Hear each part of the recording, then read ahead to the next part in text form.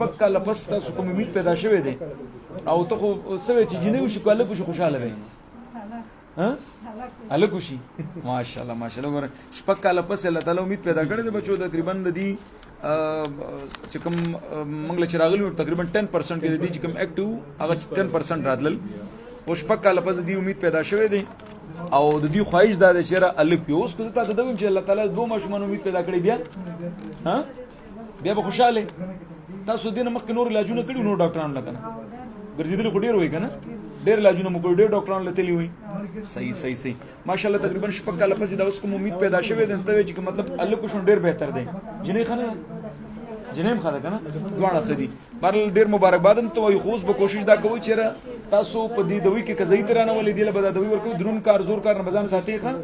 کوشش به دا کې درون کار زور کار بالکل نه کې دا ډیر زیات خیال کوي ښه